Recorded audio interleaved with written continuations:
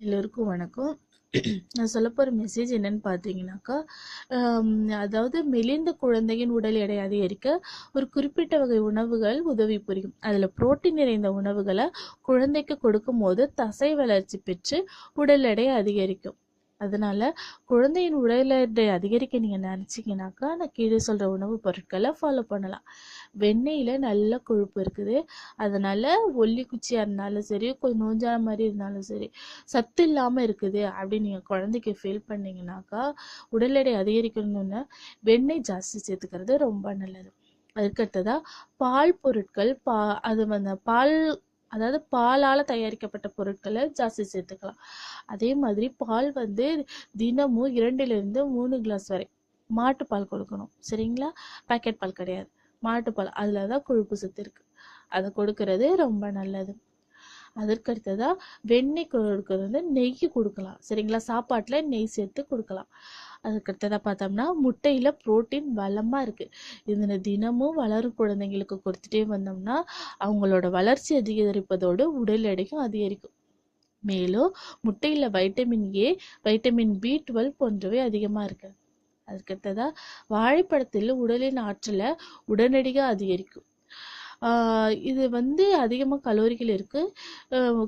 மேலும் இதில் அத்தியாவசிய கார்போஹைட்ரேட்டுகளும் நிறைந்திருக்குது. இது உடலில் நல்ல கொழுப்புகளின் அளவை அதிகரித்து உடல் எடை அதிகரிக்க வழிவகுக்கும். சரிங்களா? சிக்கன்ல புரோட்டீன் நல்ல அளவில் இருக்கு. முடிஞ்ச வரைக்கும் நாட்டுக்கோழி கொடுக்கறது ரொம்ப நல்லது. சரிங்களா? இது தசைகளோட வளர்ச்சிக்கு உதவும்.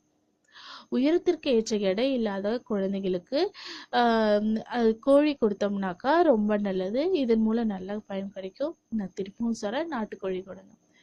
அதுக்கடுத்ததா வெண்ணெய் வெண்ணெய் பழம் உடல் எடை குறைவாக உள்ளவங்களுக்கு ஒரு ஏற்ற பழம். வெண்ணெய் பழம்னு சொல்றாங்க. இதுல எல்லா நல்ல கொழுப்புகளும் அடங்கியிருக்கு. ஊட்டச்சத்துக்கள் ஏராளமான அளவுல இதுல இருக்கு. இந்த தினமும் உணவுல சேர்த்து வந்தா ஆரோக்கியமான வழியில நமக்கு உடல் எடை அதிகரிக்கும். மேலும் எலும்பெல்லாம் நல்லா ஸ்ட்ராங் ஆகும்னாக்கா உளுந்தால செய்யப்பட்ட பொருட்கள் கொடுக்கலாம். களி செஞ்சு கொடுக்கலாம். அதற்கு அடுத்ததா நிறைய அதாவது முளைக்கட்டிய பயிர் வகைகள், தானியங்கள் அதை மாதிரி கொடுக்கறது ரொம்ப நல்லது.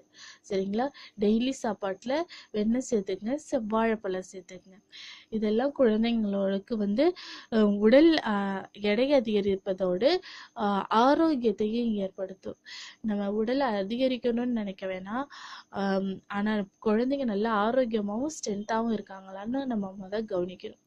நல்ல ஸ்ட்ரென்த்தாக இருந்தாலே சில பேர் ஒல்லியாக இருந்தாலும் நல்ல ஆரோக்கியமாக இருப்பாங்க. சில பேர் என்ன சாப்பிட்டாலுமே எடை அதிகரிக்க மாட்டாங்க. அதனால் நீங்கள் கவலைப்படாமல் இருக்கலாம். டாக்டரை நீங்கள் கன்சல்ட் பண்ணுறது ரொம்ப ரொம்ப நொஞ்சம் குழந்தையாக இருந்துச்சுனாக்கா நீங்கள் டாக்டர் கன்சல்ட் பண்ணுறது நல்லது. முடிஞ்ச வரைக்கும் நம்ம வீட்டில் உள்ள பொருட்களை உணவாக கொடுக்கறது ரொம்ப நல்லது. கடையில் வச்சுருக்க டின்னில் உள்ள பொருட்களை எக்காலத்துலேயும் குழந்தைங்களுக்கு கொடுக்காதீங்க. அது எப்பொழுதுமே சைடு எஃபெக்ட் ஏற்படுத்தக்கூடிய